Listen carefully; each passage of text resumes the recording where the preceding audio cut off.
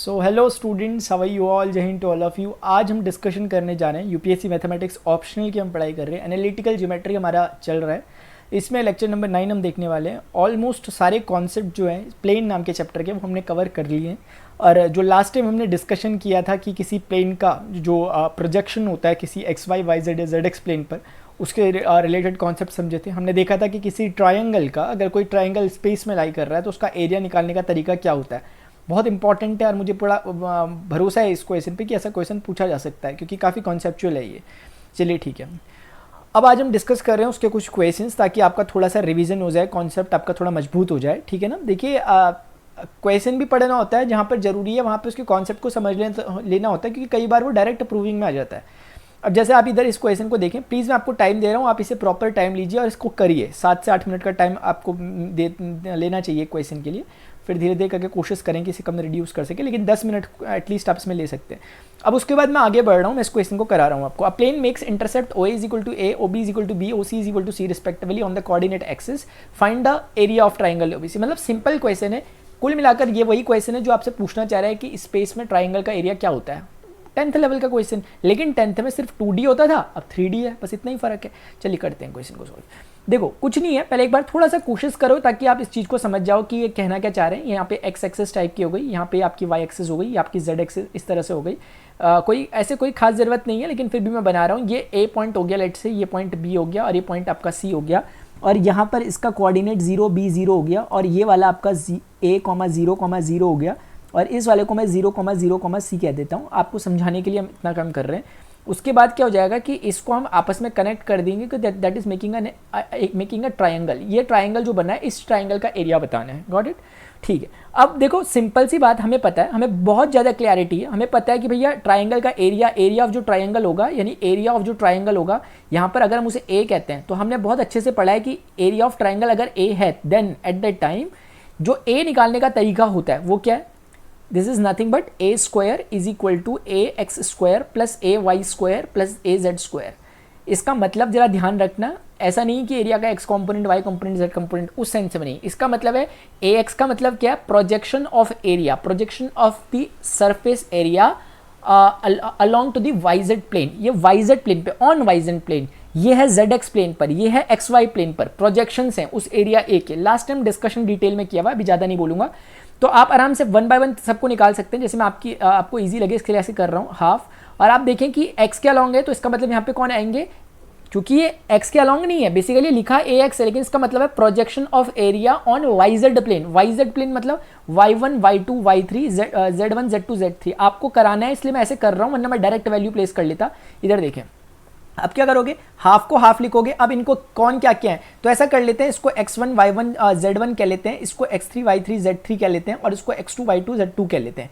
ठीक है, बस हो गया। अब वैल्यू प्लेस करो जस्ट। अब आप देखोगे सबसे पहले y1 की वैल्यू रखनी है, तो y1 0 है, y2 b है, y3 0, तो 0 b 0, 0 b 0। z1 की वैल्यू देखोगे 0 0 0 c, यानी 0 0 c। Got it. 1 1 1, बहुत ईजी है, सॉल्व कर लो। हाफ का हाफ हो जाएगा। उसके बाद देखो इसमें रो 1 के अलॉन्ग एक्सपेंड करना सही रहेगा, क्योंकि इसमें 2 0 ऑलरेडी बने हुए हैं, तो ये BC सिर्फ रिजल्ट आएगा। आई होप आप जानते होंगे इस तरह के डिटर्मिनेंट को सॉल्व करना। AY हो गया। AY का मतलब है कि एरिया का हमें प्रोजेक्शन चाहिए ऑन ZX प्लेन। प्लीज ध्यान से, ZX प्लेन का मतलब है कि Z1 Z2 Z3, और यहाँ पे हो जाएगा X1 X2 X3, और इसके बाद ये हो जाएगा 1 1 1। फटाफट से वैल्यू प्लेस कर दो, हाफ Z1 Z2 Z3। देखो इसका Z1 0 0 C, तो 0 0 C हो गया, 0 0 C। X1 X2 X3 A 0 0 A 0 0 1 1 1। अब किसके अलॉन्ग करना ज़्यादा सूटेबल रहेगा, मुझे लगता है रो 2 के अलॉन्ग करना सूटेबल रहेगा, क्योंकि इसमें 2 जीरोस बन रखे हैं। तो आप आराम से अगर देखोगे तो आप पाओगे कि ये हो गया आपका CA। अब इसकी पोजीशन क्या है, क्या आप जानते हैं, इसकी पोजीशन 2 3 है, यानी नेगेटिव होगा, और नेगेटिव के बाद वो नेगेटिव से पॉजिटिव कर देगा। मैं ज़्यादा नहीं बोल रहा इस पर, डिटर्मिनेंट है बहुत बेसिक। यार ऐसा बोल के ना कहीं ऐसा तो नहीं लग रहा आपको कि यार बता नहीं रहे, ये डिटर्मिनेंट है, आपको आता होगा, मैं छोड़ रहा हूँ जानबूझ के, आपको समझ में आ गया हो। इसके बाद Z का मतलब, AZ का मतलब है कि projection of area on XY plane. XY plane का मतलब होता है X1 X2। अच्छा, ये नेगेटिव आ भी रहा होगा तो हमें भी कोई फर्क नहीं पड़ता, एक तो हमें स्क्वायर करना है और दूसरा ये एरिया है। ठीक है, इसलिए मैं ज़्यादा टेंशन नहीं ले रहा उसकी। X3, और ये Z के लॉन्ग है तो ये हो जाएगा Y1 Y2 Y3, और ये हो जाएगा आपका 1 1 1 आराम से। उसके बाद हो जाएगा क्या x1 x2 x3, देखो x1 a 0 0 तो a 0 0, y1 y2 y3 0 b 0 0 b 0 1 1 1। अच्छा हाफ को हाफ लिख दो, उसके बाद क्या करोगे, ये पूरा गया, किसके अलोंग करने ज़्यादा बेस्ट रहेगा, रो 3 के अलोंग, तो रो 3 के अलोंग करोगे तो सिर्फ ए बी बचेगा, तो एक पैटर्न टाइप का बन गया A B B C C A type का। और क्योंकि हमें जानते हैं इसके अकॉर्डिंग हम सीधे कह सकते हैं कि area square is equal to हो जाएगा, that will be just equal to what my dear, half का स्क्वायर दैट इज 1/4, सबसे कॉमन ले लिया, बी स्क्वायर सी स्क्वायर, इसका स्क्वायर करा, नीचे वाले का स्क्वायर करा, सी स्क्वायर ए स्क्वायर, इसका अब इसका करते हैं स्क्वायर, तो that will give you A square B square. Have you got this, ये आपका रिजल्ट हो गया। अगर क्योंकि हमें एरिया निकालना था क्वेश्चन के according, so we will just say कि एरिया हो गया 1/2 and everything will be in the square root, ये हो गया B square C square A square B square. I hope आपको ये समझ में आ गया होगा, एक सिंपल सा क्वेश्चन है, 10 मार्कर में क्वेश्चन बन सकता है, ठीक है, तो ध्यान रखना जो कंपलसरी क्वेश्चन होते हैं उसमें आ सकता है, और इजी क्वेश्चन है, स्ट्रेट फॉरवर्ड है, सब कुछ खास इसमें है नहीं, आप ध्यान से समझ सकते हो। और एक थोड़ा जनरल पैटर्न टाइप का, जनरल फॉर्मूला टाइप का ही बन गया, क्योंकि ये एक ट्रायंगल है जिसको हम जानते हैं इंटरसेप्ट फॉर्म है, तो उसका एरिया ये होता है। याद रखने के लिए सजेस्ट नहीं करूंगा, लेकिन धीरे धीरे आपको अपने आप याद हो जाएगा। चलिए ठीक है, अच्छा नेक्स्ट क्वेश्चन प्लीज इसमें ट्राई करें, उसके बाद ही इसे खुद करिएगा। Prove that the area of triangle whose vertices are the points, ये कुछ नहीं है, पिछली बार की तरह क्वेश्चन है, उसी का एक स्पेशल केस आप से समझ सकते हो, नहीं उसका स्पेशल केस कहना थोड़ा गलत हो जाएगा। इसमें क्या है कि जो जनरल केस होता है, जनरल केस का एक स्पेशल केस है। जनरल केस में हम क्या मानते हैं कि 3 वर्टेक्स के कोऑर्डिनेट क्या होते हैं, x1 y1 z1 x2 y2 z2 x3 y3 z3, उसमें एक कोऑर्डिनेट को उसने पूरा ओरिजिन बना दिया, एक पॉइंट को उसने ओरिजिन बना दिया, बस इतना सा फर्क है। 3 वर्टाइसेस में से एक वर्टाइसेस को ओरिजिन बना दिया, इतना ही फर्क है। तो हमें कुछ नहीं करना, हमें तो बस जितना आता है उतना ही करना है। हमें पता है भाई सिंपल सा, मैं अब ज़्यादा नहीं फिगर बनाऊंगा, मेरे ख्याल से आप समझ गए होंगे, इसलिए जहाँ फिगर की जरूरत होती है वहाँ मैं बनाऊंगा, लेकिन क्योंकि अब एक जैसी बात हो रही है, मुझे नहीं लगता बनाना चाहिए, देख लीजिए। तो कहने का मतलब यह है कि आपको समझ में आना चाहिए, जैसे ना मैं इसको क्या करता हूँ x3 y3 z3 कहता हूँ, क्योंकि हमारे पास जो हम जनरल फॉर्म में बात करते हैं ना, तो वो सेट हो जाएगा, क्योंकि ये x1 y1 z1 सपोज किया हुआ x2 y2 z2 है, तो फिर उसके प्लेस पे हम वो लिख देंगे। अच्छा ax को कैसे निकालोगे माय डियर, ax का मतलब होता है हाफ, ax को रीड करो, पहले रीड करो क्या है, रीड इट लाउड। ax का मतलब क्या है, ax का मतलब है projection of area on yz plane, बहुत क्लैरिटी से हमने पढ़ा है, हम याद करके नहीं बोल रहे। yz प्लेन का मतलब y1 y2 y3 z1 z2 z3 ऐसे करके, ठीक है ना, z3 1 1 1, उसके बाद हाफ लिखोगे y1 y2 y3, y1 को कोई टेंशन नहीं है, y2 को कोई टेंशन नहीं है, y3 0 है, कोई टेंशन ही नहीं है, z1 z1 है, z2 z2 है, z3 0 है, बस 1 1 1, ईजी हो गया कैलकुलेशन काफ़ी ज़्यादा। अब इसको थोड़ा सा अगर आप सॉल्व करना चाहो तो आप बोल सकते हो हाफ, और उसके बाद लास्ट रो के अलॉन्ग करना ज़्यादा सूटेबल रहेगा, क्योंकि उसमें 2 जीरोज ऑलरेडी बन रखे हैं, एक्सपेंशन सही रहेगा, तो y1 z2 minus y2 z1, got it. तो ये हमारा क्या निकला ax, ठीक है। अभी ay को हम निकाल रहे हैं, ay का मतलब हो जाएगा 1/2, फिर से projection of area on the zx plane, zx plane मतलब z1 z2 z3 और x1 x2 x3। देखो जिसने लास्ट लेक्चर समझ नहीं आया वो बोलेगा ये क्या कर रहे हैं यार, ये पता नहीं अजीब सी चीज़, लेकिन जिसने पढ़ा हो उसको तो क्लियरिटी होगी। z1 z2, z1 सेम है, z2 सेम है, z3 के प्लेस पे 0 है, x1 सेम है, x2 सेम है, x3 के प्लेस पे 0। यहाँ तो ईजी हो रहा है काफ़ी ना काम करना, देखना भी नहीं पड़ रहा बार बार। अच्छा हाफ हो जाएगा, उसके बाद क्या करोगे अलॉन्ग, मतलब अगेन फिर से हमें लास्ट वाले के अबाउट करना सही रहेगा, रो 3 के z1 x2 minus z2 x1, जहाँ हल्के हल्के कराना है वहाँ मैं हल्के हल्के कराता हूँ, ठीक है ना, जहाँ जरूरत नहीं है वहाँ पे मैं थोड़ा सा स्पीड बढ़ा रहा हूँ, तो इसको आप ये मत समझना है कि ये क्या कर रहे हैं आखिर, ठीक है। देखो z का मतलब हो गया projection of area, projection of plane, projection of the area कह सकते हो आप on xy plane, xy plane का मतलब x1 x2 x3, और उसके बाद y1 y2 y3, वो थोड़ा सा पेन नहीं चला तो आप समझ जाओ वहाँ पे 3 लिखा हुआ, ठीक है, 1 1 1। इसके बाद क्या हो जाएगा हाफ, x1 x1 रहेगा, x2 x2 रहेगा, x3 0 हो जाएगा, y1 y1 y2 y2 और ये 0 1 1 1। आप समझ रहे होंगे एक पैटर्न बन रहा है बेसिकली, है ना। तो हम वैसे डायरेक्ट कॉपी भी कर सकते थे, ऊपर से समझ सकते थे, देखो कैसे, क्योंकि देखो यहाँ क्या बन रहा है, वाई जेड का पेयर है, यहाँ जेड एक्स का पेयर है, तो ऑब्वियसली यहाँ एक्स वाई का पेयर होना चाहिए। ऐसे भी समझ लो यहाँ वाई जेड का इसलिए क्योंकि यहाँ एक्स है, यहाँ वाई है तो वहाँ जेड एक्स का, यहाँ जेड है तो यहाँ एक्स वाई का होगा, ठीक है। तो अब वैसे भी हमने तो क्योंकि सॉल्व कर लिया तो हम डायरेक्ट देख भी पा रहे हैं कि x1 y2 minus x2 y1 है। आपको प्रॉपर करना पड़ेगा, शॉर्टकट नहीं मारा जाता, फिर आपके आंसर में नंबर कटेंगे आंसर सही होने के बावजूद भी। गॉट इट, बस ax आ गया, ay आ गया, az आ गया, ये ना ax ay हमारी प्लानिंग ऑलरेडी पहले से डिफाइंड थी। इसका मतलब हम क्या करेंगे, इन सबको हम बोलेंगे a is equal to half का स्क्वायर विच इज व्हाट 1/4, और इसके बाद ये हमारा हो जाएगा क्या y1 z2 minus y2 z1, तो y1 z2 minus y2 Z1 Y1 Z2 minus Y2 Z1। और जैसा कि आप देखोगे उनकी डिमांड क्या है तो उसके अकॉर्डिंग हम समझ जाएंगे कि हमें यहीं पे रोक देना सही रहेगा, क्योंकि इसी तरह की, इसका होल स्क्वायर है, इसी तरह की चीज को हमने आगे बढ़ाना है। सिग्मा ले लिया, सिग्मा का मतलब होता है कि इसी पैटर्न को रिपीट करते रहो आगे तक, मतलब जो पैटर्न बन रहा है, पैटर्न का मतलब क्या हुआ देखो मैं बताता हूँ। YZ है ना, नेक्स्ट क्या बनेगा ZX, फिर नेक्स्ट क्या बनेगा XY, फिर क्या बनेगा YZ जो कि रिपीट हो गया। इसका मतलब ये वही चीज बोलना चाह रहा है ओवरऑल। अगर आप सिर्फ एरिया निकालना चाहोगे that will be like this, ठीक है। सिग्मा का मतलब समझ रहे हो ना। मैं अगर ये दिया नहीं होता गिवन में कि इसे प्रूव करो तो मैं प्रॉपर लिखता आंसर, लेकिन अभी क्योंकि बोल रहे हैं कि वो आंसर होगा तो मैंने यहीं पे छोड़ दिया इस तरह से। सिग्मा का मतलब आई होप आप समझ रहे होंगे क्या है। Got it, very easy question, easy question 10 marker के लायक है। आगे बढ़ते हैं, चलिए ठीक है। अब एक नेक्स्ट क्वेश्चन है, प्लीज इस पे खुद ट्राई करें। Find the area of triangle included between the planes and the coordinate plane. पहले प्लीज लैंग्वेज को पढ़ो समझो, क्योंकि कई बार क्या होता है क्वेश्चन इजी होता है, लैंग्वेज समझ में नहीं आ पाती क्योंकि हमने हैबिट नहीं डाली हुई लैंग्वेज समझने की। कई बार सिर्फ लैंग्वेज समझने का ही गेम होता है और क्वेश्चन सॉल्व हो जाता है, इसलिए ये क्वेश्चन कुछ वैसा ही हल्का हल्का। देखो, find the area of a triangle included between the planes and the coordinate plane. जैसे ना आप ये समझो कि जैसे मान लेते हैं कि ये एक एक्स एक्सिस है और ये यहाँ पर वाई एक्सिस है और यहाँ पर एक जेड एक्सिस है। Got it.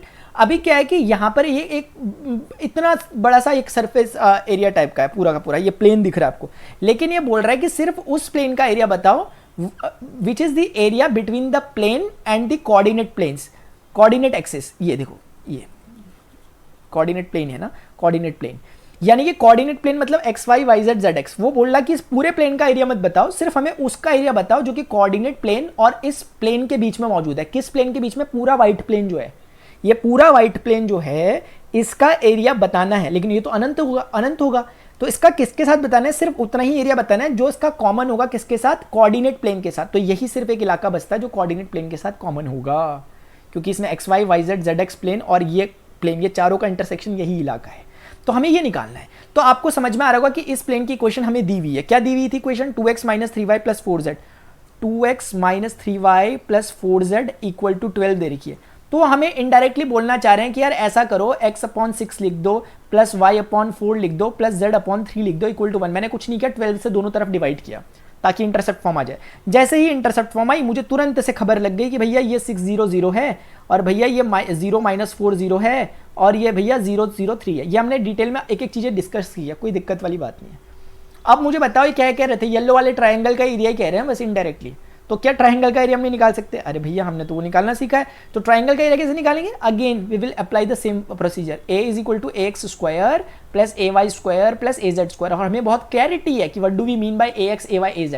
ax is nothing but the projection of a area, projection of this area on yz plane, on zx plane, on xy plane. अब क्या करोगे? एक एक करके फटाफट से निकाल लेते हैं। ऐसा करते हैं, ax को कैलकुलेट करते हैं, क्या होगा? हाफ, ये yz प्लेन पर है, याद नहीं करना, yz प्लेन पर प्रोजेक्शन है, तो y1 और y2 और y3 और z1 और z2 और z3, क्योंकि z कोऑर्डिनेट और y कोऑर्डिनेट ही तो मौजूद होंगे।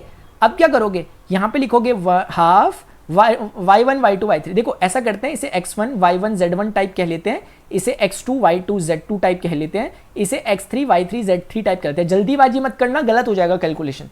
y1 के प्लेस पे आप ध्यान से देखो, 0 है, यहाँ -4 है, यहाँ 0 है, 0 है, -4 है, 0 है। उसके बाद z1 0 0 3 0 0 3, बचपन की याद आई? अच्छा, हाफ हो गया। और उसके बाद क्या करना है? देखो सबसे बेस्ट क्या रहेगा करना? रो 1 के अलॉन्ग। तो रो 1 के अलॉन्ग जैसे एक्सपेंड करोगे -12 आएगा, ये -6 होगा, लेकिन मैं +6 ही लिखूंगा क्योंकि मुझे पता है मैं एरिया निकाल रहा हूं। तो 6 यूनिट हो गया। आप समझ रहे हो ये क्या निकला? समझे नहीं क्या निकला? मैं बताता हूं अभी।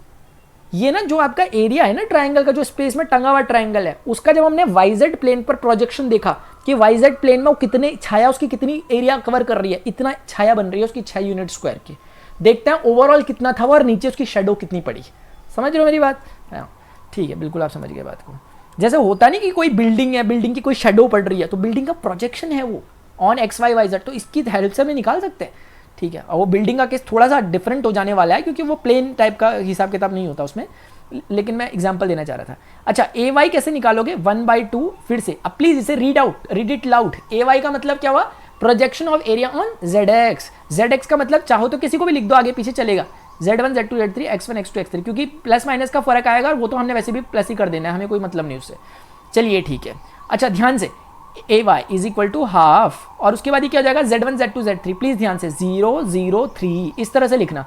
एक एक करके मत देखना। x1 x2 x3, x1 6 6 0 और 0 6 0 0 और उसके बाद 1 1 1। क्या बेहतर रहेगा, रो 2 के अलॉन्ग करना, क्योंकि रो 2 में 2 जीरोस बन गए तो कैलकुलेशन ईजी हो जाएगा। हाफ, उसके बाद आप देखोगे 0 0 6 3 18, नेगेटिव का आ रहा है ऑल्दो, लेकिन हम क्या बोलेंगे इसे प्लस का 9 यूनिट स्क्वायर, क्योंकि हमें तो एरिया चाहिए और वैसे भी उसका फाइनली स्क्वायर होना है ऊपर पे।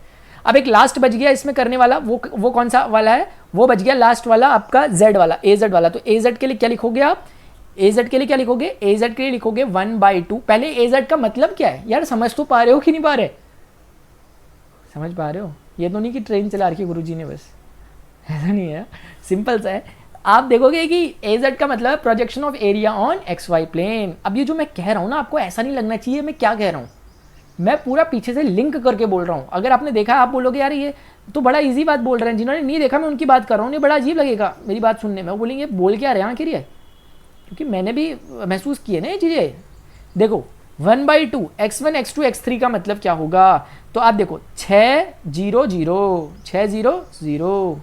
अच्छा y1 y2 y3 का मतलब क्या होगा, 0 -4 0 0 -4 0 0 -4 0 1 1 1। चलो ठीक है, आ जाओ। az इज इक्वल टू कितना हो जाएगा, हाफ। और उसके बाद आप देखोगे कि कॉलम 1 के अलॉन्ग करना या फिर रो 3 के अलॉन्ग करना सही है, रो 3 के अलॉन्ग ही कर लोगे तो 624 आएगा नेगेटिव का। इन सब ने कसम खाई थी कि हम नेगेटिव में ही आएंगे, लेकिन हमने भी कसम खाई थी कि हम सबको पॉजिटिव में लिख देंगे। प्लानिंग पहले ही हो चुकी थी हमारी कि हम क्या करेंगे, ax का स्क्वायर ay का स्क्वायर और az का स्क्वायर करेंगे, तो बस कर दो, जैसी प्लानिंग थी उसे एग्जीक्यूट करो।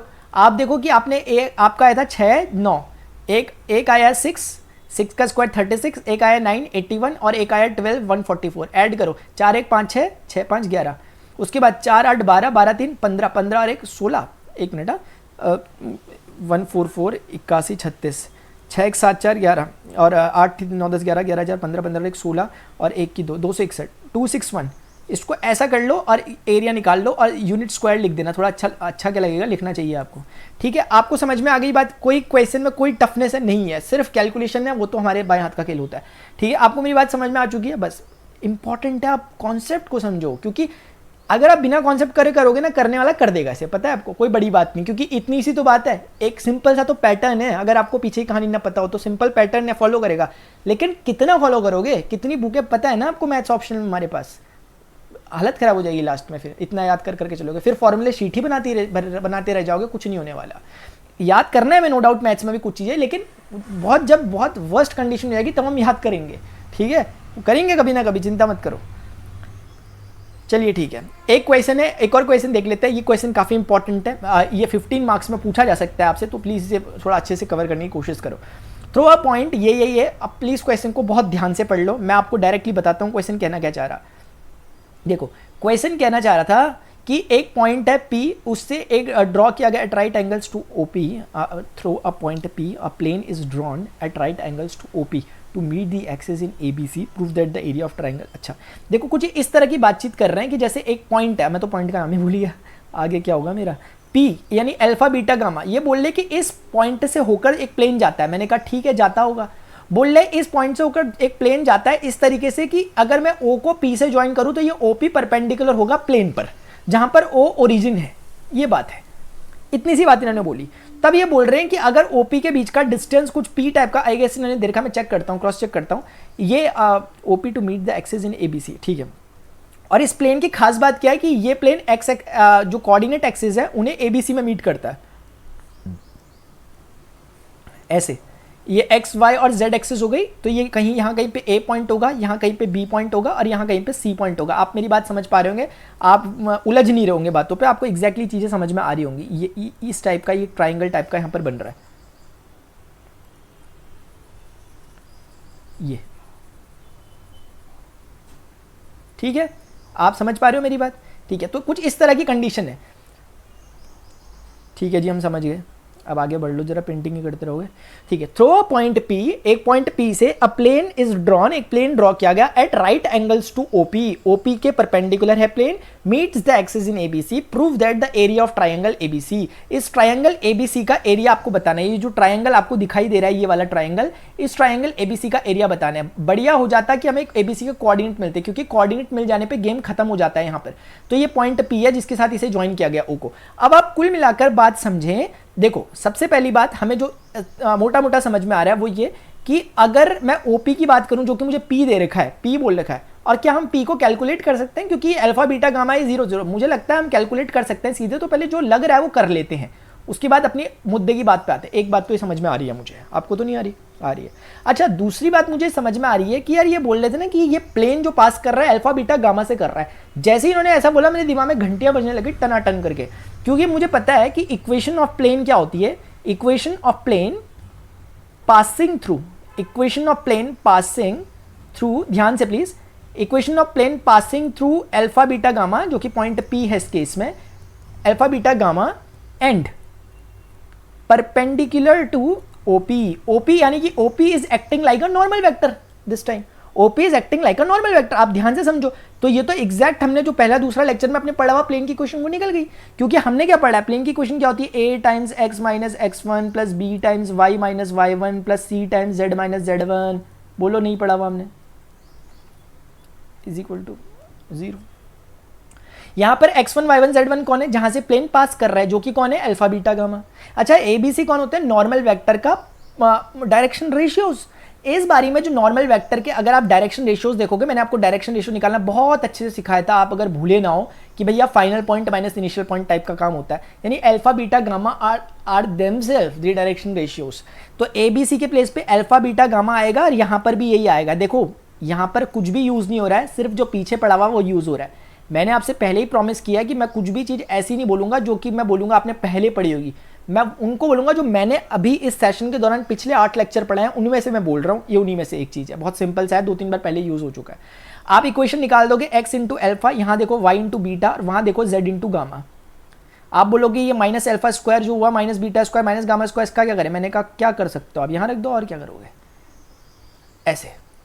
अब जैसे ही ये चीज है तो ऊपर से देख के दिख रहा है कि ये पी स्क्वायर टाइप का है। मैंने किया हुआ है क्वेश्चन, इसलिए मुझे थोड़ी बहुत प्रैक्टिस भी है, इसलिए मुझे ज्यादा इधर उधर देखना नहीं पड़ रहा, लेकिन आप भी देखोगे तो समझ में आ जाएगा क्योंकि इतनी प्रैक्टिस हम लोगों की रहती है 12th क्लास तक की मैथ्स में। चलिए ठीक है, अभी हम आगे क्या करने जा रहे हैं दिखाता हूँ। ये जो चीज है ये अपने को प्लेन की इक्वेशन मिल गई, लेकिन उन्होंने क्या कहा था कि जो प्लेन है वो ABC पे कट कर रहा है या इंटरसेप्ट बना रहा है, और वो जो ABC है उसी ट्रायंगल का एरिया बताना है। तो ये जो 3 पॉइंट्स है, क्या आप इसको बता सकते हो? बिल्कुल, जब भी प्लेन अपने को गिवन है तो हम एकदम से बता सकते हैं, क्योंकि इस चीज को how you can write it now, ये लिखने की अब जरूरत नहीं, क्योंकि we will replace this thing by P square. सो क्या मैं उसको लिख सकता हूं कि देखो ध्यान से देखो ये हो गया x upon P square upon alpha plus Y square upon P square upon beta plus Z. वाह भाई वाह, वाह भाई वाह, स्क्वायर स्क्वायर चल रहा है, मज़ा आ रहा प्रणव, है ना स्क्वायर लगाने में। ये प्लीज़ ध्यान से देखो, मैंने सिर्फ इंटरसेप्ट फॉर्म में लाने की कोशिश की है, इससे ज़्यादा मैंने कुछ नहीं किया, ठीक है। और मुझे पता चल चुका है कि मेरे इंटरसेप्ट के कोऑर्डिनेट क्या क्या हैं, तो मैं इसे यहाँ पर एक बार लिख देता हूँ। मुझे पता चल चुका है कि मेरे जो कोऑर्डिनेट आए हैं वो कुछ इस तरह के आए हैं कि p upon alpha square comma 0 0, सही है क्या, p अपॉन, आप समझ रहे हो, अरे भाई समझ रहे हो, p square upon alpha type का आ गया, p square upon alpha, p square upon alpha, बस अब तो हमें कोई नहीं रोक सकता करने से।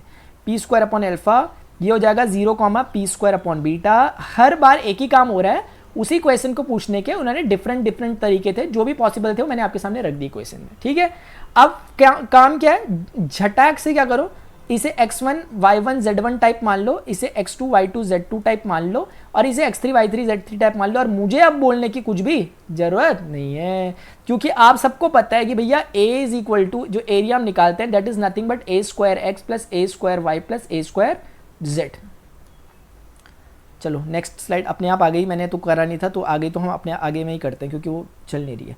तो ax कैसे निकलेगा, ax का मतलब होता है हाफ, क्या है area on yz plane, yz मतलब y1 y2 y3 और z1 z2 z3 और उसके बाद 1 1 1। अब आप इसको क्या करोगे, आप लिखोगे हाफ, देखो y1 y2 y3 का प्लेस देखो किसने लिया, y1 y2 y3 यानी 0 p square by b 0 0 p square by beta 0। इसका z1 z2 z3 को प्लीज ध्यान से देखो, 0 0 p square by gamma 0 0 p square by gamma ये, और उसके बाद 1 1 1। आप चाहते तो प्रीवियस रिजल्ट की हेल्प ले सकते हो जो हमने इससे पहले डिराइव किया है, लेकिन हम प्रॉपर करके देख रहे हैं। रो 1 के अलॉन्ग एक्सपेंड करना सही रहेगा, p स्क्वायर p4 हो जाएगा और नीचे बीटा गामा हो जाएगा। अभी ध्यान रखना एक ए एक्स निकला, ठीक है। अभी हम क्या निकालेंगे, A Y. In similar way half, ये क्या है, area on the Z X plane. Z X मतलब z1 z2 z3, x1 x2 x3, उसके बाद 1 1 1। अच्छा हाफ हो गया, हाफ z1 z2 z3 को कैप्चर कर लो, आप चाहो तो ऊपर से नोट डाउन कर लो। वाह यार क्या आइडिया निकाला मैंने, मजा आ गया। अच्छा x1 x2 x3 को थोड़ा सा करना पड़ेगा। x1 यानी पी स्क्वायर अल्फा, बाकी सब 0 0, तो P square by alpha. Pattern है, ज़्यादा दिक्कत नहीं होगी आपको, पैटर्न है, ठीक है। हाफ, उसके बाद देखो मुझे ना रो टू के अलॉन्ग करना अच्छा लग रहा है क्योंकि उसमें 2 0 ऑलरेडी बने, कैलकुलेशन लेस होगा, माइनस के सिंबल के साथ आएगा, लेकिन मुझे पता है कि भैया हम तो एरिया के साथ खेल रहे हैं, इसलिए मैं प्लस में ही रख रहा हूं क्योंकि मुझे वैसे भी स्क्वायर करना है और वैसे भी ये एरिया है, ठीक है। अच्छा एजेड का मतलब क्या होगा, area on Z X plane, नहीं सॉरी यार, area on Y X plane, ठीक है। नंबर तो नहीं काट दिया आपने मेरे इस बात पे। X Y plane, X Y का मतलब x1 x2 x3, y1 y2 y3, 1 1 1। अच्छा ये हो जाएगा, ये x1 x2। अब तो मुझे याद हो गया भाई, ऊपर से देख के देख लूंगा, मैं चीटिंग कर रहा हूँ अब तो मैं खुलेआम। कौन बोलता है मैथ्स में चीटिंग नहीं होती, बताओ। 0 0 0, y1 y2 y3, y1 y2 y3 top line में से देख लो, 0 पी स्क्वायर बाई बीटा, और उसके बाद हो जाएगा 0 1 1 1। पैटर्न बन रहा है, वैसे आप वैसे भी कैप्चर कर लेते, रो 3 को ले लो, आपको p की पावर 4 हो जाएगा और अल्फा बीटा हो जाएगा। पैटर्न बनता हुआ दिख रहा होगा, ये निशानी है इस बात की कि आप वेरीफाई कर लो अपने आप को, आप सही चल रहे थे। अब आपको पता है कि हमारा जो प्रॉपर आंसर होना चाहिए था, दैट मस्ट बी क्या, ए। मैं ना नई स्लाइड इसलिए ले रहा हूँ क्योंकि वो वहाँ पे ना हैंग करने लग जाती है, ठीक है, वरना इतना बड़ा क्वेश्चन है नहीं है, कहीं आप ऐसा मत सोचना इतना बड़ा क्वेश्चन, ठीक है। A square is equal to A X square, please इसको स्क्वायर कर सकते हो क्या, पी की पावर 8। देखो इन सब में से ना हाफ भी कॉमन है, पी की पावर 4 भी कॉमन है। अगर आप बुरा ना मानो तो मैं, चलो मान जाओगे यार, आप छोड़ो, पी की पावर 4/2 सब में कॉमन है, तो जब वो बाहर आएगा तो स्क्वायर भी होने उनको, पी की पावर 4 बाहर आएगा, ये हो जाएगा 2 बाहर आएगा, ये हो जाएगा स्क्वायर ना, क्योंकि स्क्वायर भी करके चलना है। अच्छा अंदर क्या बचेगा, अंदर बचेगा 1 बीटा गामा, लेकिन 1 बीटा स्क्वायर गामा स्क्वायर बचेगा क्योंकि स्क्वायरिंग चल रही है, बीटा स्क्वायर गामा स्क्वायर। ये क्या हो जाएगा, गामा स्क्वायर अल्फा स्क्वायर, ये हो जाएगा alpha square beta square. Pattern है ना, इसलिए पीछे देखने की ज़्यादा जरूरत नहीं पड़ी, लेकिन फिर भी मैं देख लूँगा, ठीक है। एक मिनट, मैंने ये अल्फा गामा है ना, ये क्या लिखा मैंने, अल्फा गामा ही लिखा, गुड शाबाश प्रणव यार। पी की पावर 8/4। अच्छा देखो मतलब अपना अपना स्टाइल है, बचपन से हमने मैथ्स ही तो पढ़ी और पढ़ा क्या, alpha square, beta square, gamma square. थोड़ा सा अच्छा लगेगा, मुझे कोई कह नहीं रहा करने के लिए, ये अपने अंदर से आती है आवाज़ ये कि यार ऐसा कर लो यार, थोड़ा सा अच्छे लगेंगे, जरा सिस्टमेटिक बैठाने की आदत होती है हम लोगों को, मैथ्स वालों को, ठीक है। A square is equal to P की पावर 8 डिवाइडेड बाई 4, ये हो जाएगा। ऊपर वाली चीज़ मुझे वैसे देखने की जरूरत नहीं पड़ी क्योंकि मुझे याद है, लेकिन याद है मतलब रट्टे मार के नहीं आ रहा, याद हो गया था यहाँ देख के यार, ठीक है। ये वाला कहना चाह रहा मैं, alpha square plus beta square plus gamma square P square के बराबर है ना।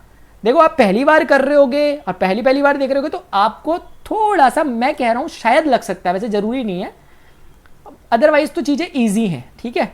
और ये हो जाएगा पी की पावर 8 और 2 10 हो जाएगा ना, 16 तो नहीं कर दोगे कहीं, 4 alpha square beta square gamma square. और एक्चुअली आपको एरिया निकालना था, सो एरिया के लिए आप उसका स्क्वायर रूट ले लो, पी की पावर 10 का रूट 5 हो जाएगा और ये 2 हो जाएगा, ये अल्फा बीटा गामा हो जाएगा। आप समझ पा रहे होंगे, शायद नहीं समझ पा रहे तो लो ऐसे समझो, इस चीज़ को मैं ऐसे लिख सकता हूँ ना, 5 दूनी 10, अब समझ गए होंगे आप। तो एरिया हमारे पास कितना आ गया, पी की power 5 divided by 2 alpha beta gamma, P alpha जो भी है यार देख लो, ये 2 अल्फा बीटा गामा, यही आया था क्या, 2 आया था क्या हमारा, आया था, बहुत बढ़िया शाबाश। तो कुल मिला के इस तरीके से क्वेश्चन हमने करा और आई होप आपको ये समझ में आया होगा जो कुछ मैंने आपको पढ़ाया। तो जो क्वेश्चंस थे लास्ट कॉन्सेप्ट पे बेस्ड, वो मैंने आपके साथ डिस्कस कर दिए। अब फाइनली मैं आपके साथ कुछ 2 4 5 मिसलिनियस टाइप के क्वेश्चंस डिस्कस करूंगा, उसके बाद प्लेन हमारा फिनिश, बधाई हो। इस चीज़ को प्लीज़ प्रैक्टिस करते रहना क्योंकि इसमें कुछ ऐसी काम की चीज़ें आई हैं जो कि थोड़ा सा इंपॉर्टेंट है।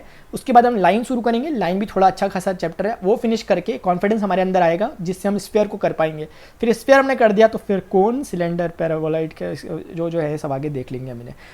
तो होपफुली स्टूडेंट्स आपको लेक्चर समझ में आ रहे होंगे। प्लीज़ लेक्चर्स को लाइक जरूर किया करें। मैंने इनिशिएटिव लिया है कि यूट्यूब में फ्री मैथमेटिक्स ऑप्शनल में डालूंगा, है नहीं है तो सही मैथमेटिक्स ऑप्शनल के नाम से, लेकिन मुझे उनमें फील नहीं आता, मतलब हैं बहुत होंगे लेकिन ढूंढने पड़ेंगे आपको, ऐसे लेक्चर्स होंगे और भी मौजूद।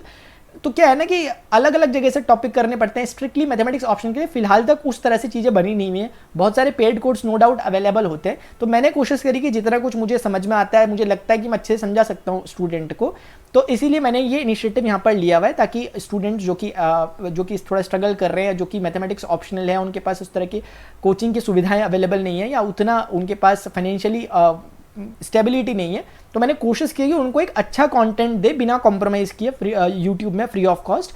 फ्री ऑफ कॉस्ट कहना भी वैसे ठीक नहीं है, इसके लिए भी आप डेटा वगैरह अपना खर्च करते ही हो, लेकिन उतने में भी अगर हमारा हो जा रहा है तो मेरे ख्याल से सही, अच्छी बात है। तो प्लीज़ वीडियो लेक्चर्स को लाइक जरूर किया करें, कमेंट करके जरूर अपनी फीलिंग्स मुझे बताया करें, और क्या प्रॉब्लम हो रही है क्या नहीं हो रही है वो बताया करें, ताकि मुझे भी लगे कि मैं किसी के साथ कनेक्टेड हूँ, मैं सिर्फ स्क्रीन को नहीं पढ़ा रहा होता या सिर्फ कैमरे को नहीं देख के पढ़ा रहा होता। अभी के लिए स्टूडेंट्स इतना ही, मिलते हैं नेक्स्ट सेशन में। Till then good bye, see you, take care, जय हिंद, बाय बाय।